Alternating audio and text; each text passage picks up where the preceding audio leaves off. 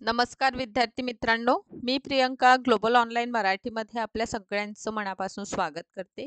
आज आपण महाराष्ट्र सेट 2024 याकरिता पेपर क्रमांक 2 इतिहास याचा आपण युनिट क्रमांक 2 ला सुरुवात केलेली आहे. युनिट 2 इतिहास या अभ्यासक्रमातील युनिट 2 जे आहे ते आपल्याला पूर्णतः प्राचीन भारताचा इतिहास एन्शंट हिस्ट्री यावर आधारित आहे. यामधून आज आपण अभ्यास करणार आहोत मौर्योत्तर काल. मौर्योत्तर कालामध्ये दोन प्रकारचं डिवायडेशन करून आपण अभ्यास करणार आहोत. एक तर क्षेत्रीय राज्यांचा उदय आणि विदेशी आक्रमण. क्षेत्रीय राज्यांच्या उदयामध्ये आज आपण अभ्यास करूया शुंग वंश आणि कण्व वंश. हे दोनही वंश एक्झामिनेशनच्या दृष्टिकोनातून अत्यंत महत्त्वपूर्ण आहे. प्राचीन भारताचा इतिहास युनिट 2 वर आधारित हा आपला लेक्चर क्रमांक 6 आहे, ज्यामध्ये शुंग आणि कण्व अशा क्षेत्रीय राज्यांचा आपण उदय बघणार आहोत. सोबतच महाराष्ट्र सेट परीक्षा हिस्ट्रीमधून टार्गेट करीत असणाऱ्या विद्यार्थ्यांसाठी कंप्लीट कोर्स सुद्धा अवेलेबल आहे. जसं की विद्यार्थी मित्रांनो, आपल्या सगळ्यांना कल्पना आहे महाराष्ट्र सेट एक्झाम ही 7 एप्रिलला होणार आहे. सो महाराष्ट्र सेट इतिहास या विषयातून अभ्यास करीत असणाऱ्या विद्यार्थ्यांसाठी हा कोर्स जो आहे अत्यंत महत्त्वपूर्ण आहे. यामध्ये आपल्याला डेली बेसिसवर 5 वाजता आपल्याला लाईव्ह व्हिडिओ लेक्चर्स मिळतात. संपूर्ण अभ्यासक्रमावर आधारित व्हिडिओ लेक्चर्स आहे. होल सिलेबस 10 युनिटमध्ये आपल्याला दिसून येते. टोटल 10 युनिट्सचे व्हिडिओ लेक्चर्स आपल्याला प्रोव्हाइड केले जातील. संपूर्ण अभ्यासक्रमावर आधारित नोट्स आहे आणि या नोट्स जी आहे युनिट वाईज आपल्याला 10 युनिट्सच्या दिसून येईल आणि याचं प्लस पॉइंट म्हणजे आपल्याला क्लासच्या PDF सुद्धा प्रोव्हाइड केले जातील. मागील वर्षाची प्रश्नपत्रिका म्हणजेच PYQ अवेलेबल आहे. सरावासाठी MCQs आहे आणि वीकली टेस्टमध्ये 2 टेस्ट आहे. एक म्हणजे बुधवारची टेस्ट आणि दुसरी म्हणजे शनिवारची. यामध्ये काय होतं, जे थेअरी आपण मंडे टू सॅटर्डे पर्यंत अभ्यास करीत असतो, यावर 2 टेस्ट आपल्याला मिळतात, जेणेकरून संपूर्ण सिलेबसचा सराव होतो. नवीन बॅच आपण 1 जानेवारी पासून सुरू करीत आहोत हिस्ट्रीसाठी. याची हे ऑफिशियल नंबर्स आहे, यावर कॉन्टॅक्ट करा. फीज मात्र 10,000 आहे. यावर 20% डिस्काउंट आहे आणि मात्र 8,000 मध्ये हा कोर्स अवेलेबल आहे with paper 1 free of cost आहे. या व्यतिरिक्त प्ले स्टोअरवरून ग्लोबल ऑनलाईन ॲप डाउनलोड करा. स्टोअर ऑप्शनला सिलेक्ट करा. हिस्ट्रीचा कोर्स आपल्याला सर्च करून घ्यायचा आहे. सो असं इंटरफेस दिसून येईल. सरळ इथून आपण कोर्सला बाय करू शकतो आणि ह्या कंटेंटच्या सेक्शनमधून आपण व्हिडिओज बघू शकतो आणि टेस्टही देऊ शकतो. सो जसं विद्यार्थी मित्रांनो, आपल्या सगळ्यांना कल्पना आहे, आपण एन्शंट हिस्ट्रीला सुरुवात केलेली आणि एन्शंट हिस्ट्री यामध्ये आपण सुरुवात केलेली आहे पाषाण काळापासून. सो पाषाण काळाला आपण 3 भागात डिवाइड करून अभ्यास केलेलं. एक म्हणजे पुरापाषाण काळ, दुसरं मध्यपाषाण काळ आणि तिसरं आहे नवपाषाण काळ. सो यामध्ये बघा, पुरापाषाण काळाचं 3 भागात डिवायडेशन बघितलं. निम्न पुरापाषाण काळ, मध्य पुरापाषाण काळ आणि उच्च पुरापाषाण काळ. यानंतरच्या भागामध्ये आपण वैदिक सभ्यतेचा अभ्यास केलेला, वैदिक संस्कृती अभ्यासली, वैदिक कालीन समाज, अर्थव्यवस्था, व्यापार, उद्योग, धर्म या सगळ्यांविषयी आपण अभ्यास केलेला आहे. त्यानंतरच्या भागात आपण उत्तर वैदिक काळ बघितलेलं, की कशा प्रकारे वैदिक काळामध्ये आणि नंतर उत्तर वैदिक काळामध्ये समाज जीवनामध्ये परिवर्तन आपल्याला होताना दिसून येतं. आणि त्यानंतरचं आपण महाजनपद 1600 BC पासून 3 to 5 BC पर्यंतचा अभ्यास केलेला. कशा प्रकारे वैदिक काळामध्ये जन होते, यातून एक जन दुसऱ्या जनावर आक्रमण करतो आणि जनपद बनतात, म्हणजे त्यांचा विस्तार होतो. सेम याचप्रमाणे आपण बघितलं, जेव्हा जनपद उत्तर वैदिक काळामध्ये अस्तित्वात आली, तेव्हा एक जनपद दुसऱ्या जनपदावर आक्रमण करतात आणि महाजनपद म्हणजे त्यांच्या विस्तारामध्ये काय होतं, वाढ होतं. सो अशा प्रकारे महाजनपदांमध्ये आपण 16 महाजनपदांचा अभ्यास केलेला आहे आणि त्यानंतर मगधचा उदय बघितलं, ज्यामध्ये हर्यक वंश, शिशुनाग वंशाचा आपण अभ्यास केला आणि नंदवंशापर्यंत पोहोचलो. यानंतरच्या भागात आपण विदेशी आक्रमण बघणार आहोत आणि नंतर बघा मौर्य काळामध्ये आपण पोहोचलो. आता मौर्य काळामध्ये आपण सर्वप्रथम चंद्रगुप्त मौर्य यांचा अभ्यास केलेला. नंतर आपण बिंदुसार यांच्याविषयी अभ्यास करून अशोक यांच्यापर्यंत पोहोचलो आणि अशोक यांचे अभिलेख, शिलालेख यांचा अभ्यास आपण डिटेलमध्ये केलेला आहे. सो स्पेसिफिकली आपल्याला बघायचं काय आहे, तर मौर्योत्तर काळ म्हणजे मौर्य काळापर्यंतचा प्राचीन भारताचा इतिहास हा आपण संपूर्ण सिलेबस कव्हर केलेला आहे. लक्षात घ्या, महाराष्ट्र सेट इतिहास याचा सिलेबस मोठा आहे आणि पुढील वर्षी जे आहे सिलेबस सुद्धा चेंज होईल. पेपर पॅटर्न सुद्धा चेंज होणार आहे. सो यावर्षी आपल्याला आपलं 100% द्यायचं आहे, जेणेकरून समोरच्या वेळेसाठी आपल्याला वेगळं आणखीन अभ्यास करण्याची आवश्यकता भासणार नाही.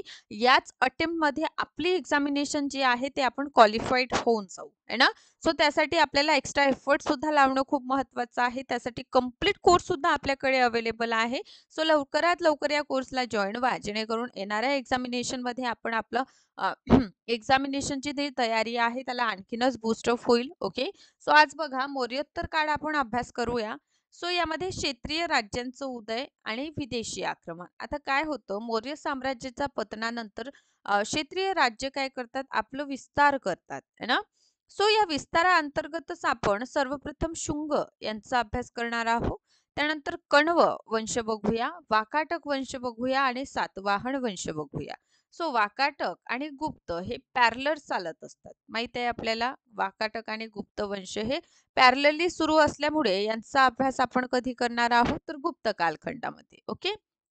सेम याच काळाला हिंद यवनचं आक्रमण होतं. शक, पर्शियन आणि कुशाण यांना आपण विदेशी आक्रमणाअंतर्गत अभ्यास करणार आहोत. सो हा टॉपिक थोडा महत्त्वपूर्ण आहे, कारण छोटे छोटे वंश जरी असले, यांचं टाइम पिरियड जरी लहान असलं, तरीही एक्झामिनेशन मध्ये या भागातून आपल्याला प्रश्न येताना दिसून येतात.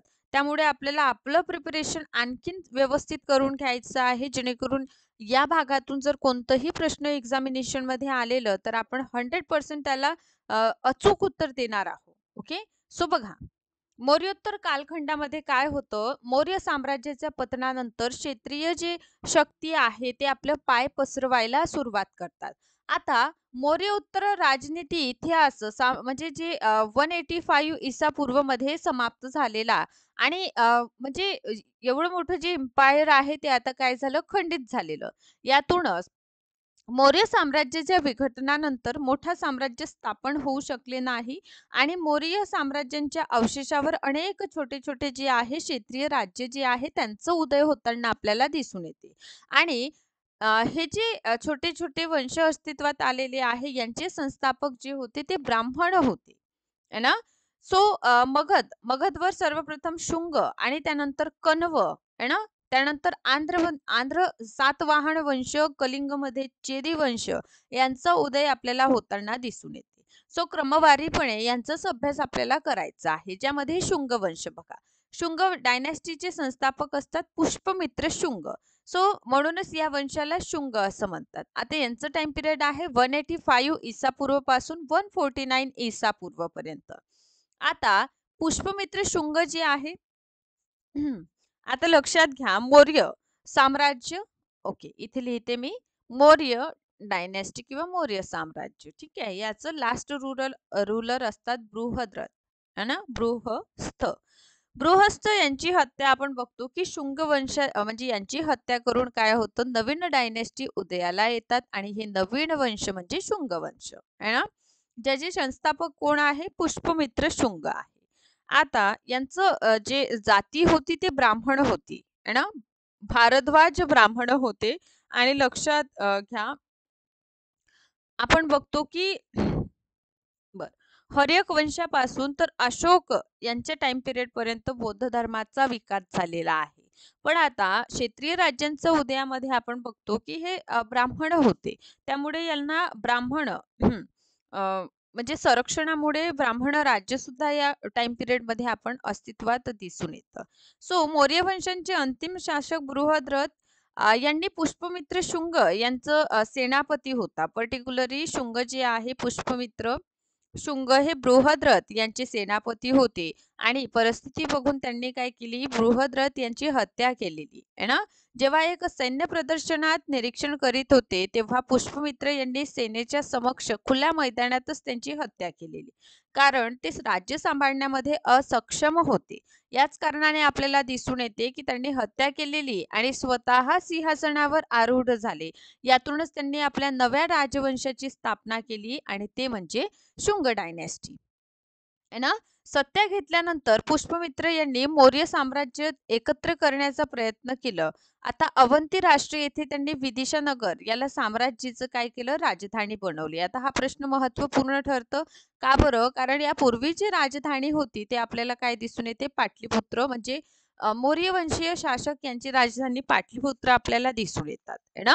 पण आता शुंग डायनेस्टी आपल्याला अस्तित्वात आलेली दिसून येते. तर यांनी दुसरी राजधानी कशाला बनवली, तर दुसरी राजधानी यांनी केलेली आहे विदिशाला. ओके. यातूनच पुष्पमित्र यांनी आपले पुत्र अग्निमित्र यांना विदिशा येथील काय बनवले, राजा बनवले. काय होतं बघा, पर्टिक्युलर आपण बघितलं होतं बिंबिसार यांच्याविषयी. ठीक आहे, की हर्यक वंशाचे संस्थापक बिंबिसार हे काय करतात, अंग म्हणजे चंपाचा भाग जो आहे ते जिंकतात आणि त्याचा उपराजा ते कोणाला नियुक्त करतात, आपले पुत्र म्हणजे अजातशत्रू यांना. ठीक. सो सेम सेम अशाच प्रकारे पुष्पमित्र शुंग काय करतात, विदिशाचे गव्हर्नर नियुक्त करतात त्यांचे पुत्र म्हणजे अग्निमित्र यांना. ओके.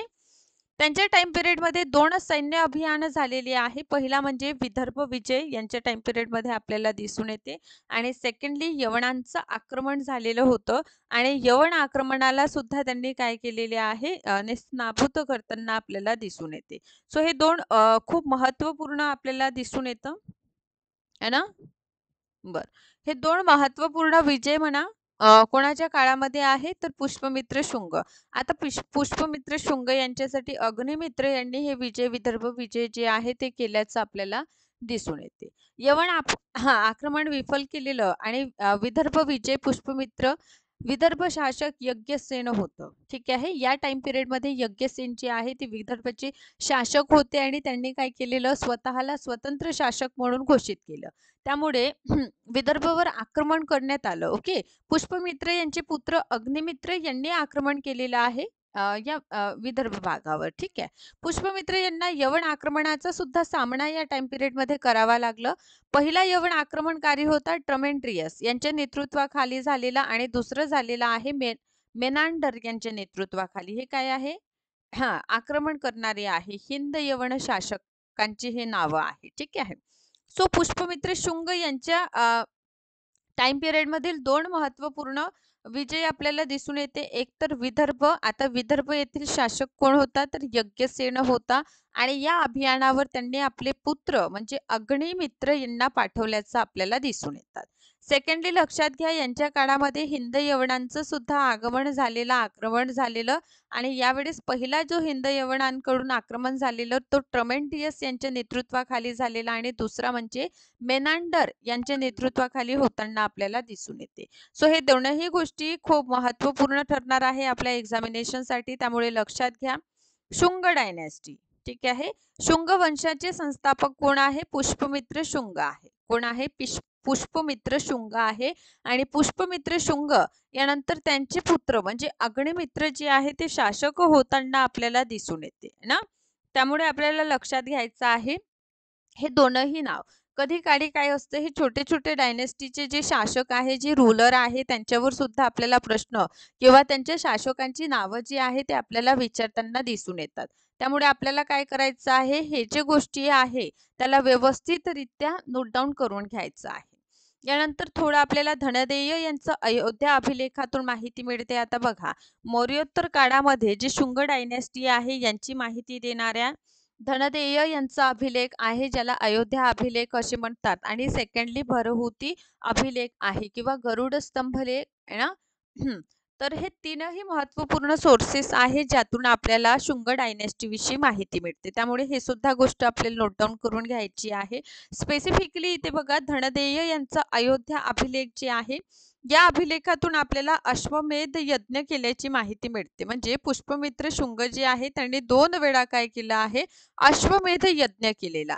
सो हे काय असतं, साम्राज्य विस्ताराच्या दृष्टिकोनातून अश्वमेध यज्ञ केलं जातं आणि यामध्ये पर्टिक्युलरली घोडा जो आहे तो सोडला जातो. ठीक आहे, घोडा जे आहे ते सोडताना आपल्याला दिसून येते आणि घोड्यांनी जितकं क्षेत्र कॅप्चर केलेलं तो सगळं त्यांचे साम्राज्य म्हणजे मोडला जातो. सो अशा प्रकारचं अश्वमेध यज्ञ दोनदा कोणी केलेले आहे? पुष्पमित्र शुंग यांनी केलेला आहे. ठीक आहे. आता पहिला राज्यारोहण त्यांनी जेव्हा केला त्याच्या तुरंत नंतर आणि दुसरं जेव्हा त्यांनी यवनांवर आक्रमण पहिला यवनांचं आक्रमण झालेलं आणि यवन आक्रमण जिंकलेलं, त्यानंतर त्यांनी दुसरं अश्वमेध यज्ञ केल्याची माहिती आपल्याला मिळते. सगळ्यात महत्त्वपूर्ण की पतंजली जी आहे ज्यांची रचना महाभाष्य आहे, हे आपल्याला काय दिसून येते? पुरोहित दिसून येतात पुष्पमित्र शुंग यांचे आहे ना. आता यांच्या टाइम पिरियड मध्ये बघा भरहुती स्तूप निर्माण आणि साचीचं काम जे आहे ते झाल्याचं आपल्याला दिसून येतात. सो अशा प्रकारे हे कोण आहे? शुंग वंशाचे संस्थापक आहे पुष्पमित्र शुंग. ओके. यानंतर त्यांचे उत्तराधिकारी होताना आपल्याला दिसून येतात. यांच्या उत्तराधिकारींमध्ये सर्वप्रथम आहे अग्निमित्र. आता बघा पुष्पमित्र शुंग है ना, पुष्पमित्र शुंग. आता पुष्पमित्र शुंग नंतर त्यांचे पुत्र म्हणजे कोण? अग्निमित्र शासक होणार. ठीक आहे. आणि अग्निमित्र यांचं टाइम पिरियड 149 ईसा पूर्व पासून 141 म्हणजे 141 ईसा पूर्व आहे. आता लक्षात घ्या फक्त 8 वर्षाची यांचं कारकीर्द आपल्याला दिसून येतात. आणि अग्निमित्र जी आहे यांच्यावर आधारित कालिदासांचं नाटक आहे, ज्याचं नाव काय आहे? मालविका अग्निमित्रम. आता मालविका आणि अग्निमित्र यांचं प्रेम प्रसंग वर्णन केलेलं आहे या नाटकामध्ये कालिदासांद्वारा. ओके. आता अग्निमित्र जी आहे त्याच्यानंतर क्रमशः सुज्येष्ठ शासक होतो आणि सुज्येष्ठ नंतर वसुमित्र शासक होतात. याचा अर्थ शुंग वंशाचे जे शासक आहे त्यामध्ये प्रथम पुष्पमित्र शुंग, यानंतर अग्निमित्र येणार, त्यानंतर सुज्येष्ठ येणार आणि यानंतर वसुमित्र. हे काय झाले? यांचं वंशावळी झालं क्रमवारीरित्या. ओके. आणि यानंतर वज्रमित्र शासक होतात आणि वज्रमित्र जे आहे यांचे उत्तराधिकारी असतात भागवत. आता हे भागवत का बरं आपण इथे उल्लेख करीत आहोत? कारण हेलिओडोरस यांच्या गरुड स्तंभालेखामध्ये आपल्याला भागवत किंवा काशीपुत्र भागभद्र असा उल्लेख आहे. ते कोणाशी संबंधित आहे? तर शुंग वंशाच्या शासकाचा तो उल्लेख आहे असं प्रकारचं माहिती मिळते. ओके.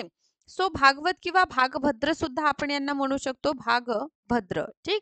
तर यांचं ओळख विदिशा येथील काशीपुत्र भद्र यांच्याशी केली जाते आणि यांच्या दरबारामध्ये यवन शासक अँट्रिओसाइड यांचं राजदूत आलेलं होतं, ज्यांचं नाव आहे हेलिओडोरस आहे ना. आणि हेलिओडोरस यांनी वासुदेवांच्या सन्मानामध्ये बेसनगरचं गरुड स्तंभ गरुड ध्वज निर्माण केलेला आहे. तर हे सुद्धा आपल्याला महत्त्वपूर्ण वाटतं. आणि हेलिओडोरस यांच्याविषयी आपण अभिलेखांचा जेव्हा अभ्यास करीत होतो त्याच वेळेस आपण ही माहिती बघितली होती आणि तेव्हाच आपण या सगळ्या बाबींना अभ्यास केलेला आहे ना. बरं. आता यानंतर बघा जो आपला ब्राह्मण मंत्री वासुदेव यांच्या षडयंत्रामुळे आपल्याला काय दिसून येतं? शिकार झालेलं. आणि 73 ईसा पूर्व मध्ये शुंग वंशाचा अंत होतो. आणि जेव्हा शुंग वंशाचा अंत होतो त्यामध्ये आपण पाहतो की कशा प्रकारे एक नवीन डायनॅस्टी अस्तित्वात येते. आता बघा शुंग वंशांचे अंतिम शासक कोण आहे? तर इथे नाव तुम्ही मेन्शन करून घ्या, देवभूती म्हणून. कोण होते? देवभूती होते. अंतिम लास्ट रूलर. ठीक आहे. शेवटचे शासक होते. लास्ट रूलर आपल्याला दिसून येते. ठीक आहे. कोण आहे? देवभूती. ओके. बरं. तर यानंतर आपण बघतो की देवभूती यांची हत्या करतात. त्यांचेच मंत्री असतात, अमात्य असतात, षड्यंत्र करून यांची हत्या केली जाते है ना. बरं. सो यानंतरचे शासक कोण होणार? वासुमित्र होणार. ठीक आहे. तर आपण कोणते डायनेस्टी आता यानंतर बघणार आहोत? कण्व है ना. चल. सो कण्व शुंगानंतर मगध चे शासक झालेले कण्व यांच्या हातात आलेली शुंग वंशांचे अंतिम शासक होते देवभूती है ना. आणि देवभूती लक्षात घ्या अत्यंत विलासी आपल्याला शासक दिसून येतात. आणि याचाच फायदा कोणी घेतलेला? त्यांच्या मंत्रींनी घेतलेला है ना. अमात्य मंत्री वासुदेव यांनी घेतलेला आणि त्यांची हत्या करून हे काय झाले? शासक झाले. सो नवीन एक डायनॅस्टी अस्तित्वात आली, यांना कण्व किंवा कण्वयान असे सुद्धा म्हटलेलं आपल्याला दिसून येतात. हे सुद्धा काय होते? ब्राह्मण होते. जशा प्रकारे शुंग वंशाचे शासक आपण बघतो की ब्राह्मण होते, त्याच प्रकारचं कण्व वंशाचे शासक सुद्धा ब्राह्मण आपल्याला दिसून येते. सो पर्टिक्युलरली कण्व वंशामध्ये 4 शासकांचा आपण अभ्यास करीत असतो. पहिले असते वसुमित्र है ना. वसुदेव यांच्यानंतर आपल्याला भूमिमित्र दिसून येतात, नारायण दिसून येतात आणि सुशर्मन दिसून येतात. आता बघा, सुशर्मन जे आहे यांची हत्या करण्यात येते कोणाद्वारे? सिमुक यांच्याद्वारे. आणि सिमुक कोण आहे? तर सिमुक आहे सातवाहन वंशाचे संस्थापक. कोणत्या वंशाचे? सातवाहन वंशाचे संस्थापक आहे सिमुक. ठीक आहे. याचा अर्थ कोणतं डायनेस्टी आता अस्तित्वात येईल आणि कशाचा आपण अभ्यास करणार आहोत? सातवाहनांचा. सो नेक्स्ट सेशन मध्ये आपण सातवाहन वंशाचा अभ्यास करूया आणि एक्झामिनेशनच्या दृष्टिकोनाने सातवाहन, वाकाटक सगळेच खूप जास्त महत्त्वपूर्ण आहे. आय होप काही डाऊट्स नाही. याचं PDF तुम्हाला व्हॉट्सअप ग्रुपमध्ये प्रोव्हाइड केलं जाईल. बरं, अशाच प्रकारे सेशन बघत राहा आणि सगळ्यात महत्त्वपूर्ण आहे आपलं काही दिवसामध्ये म्हणजे 1 तारीखपासून आपण महाराष्ट्र सेट पेपर 2 ची बॅच सुरू करीत आहोत. सो त्या बॅचला लवकरात लवकर जॉईन करा जेणेकरून येणाऱ्या एक्झामिनेशनला आपण टार्गेट करू शकतो. अशाच प्रकारे सेशनला बघत राहा. सेशनला लाईक करा, शेअर करा, चॅनलला सबस्क्राईब करा. Thank you so much.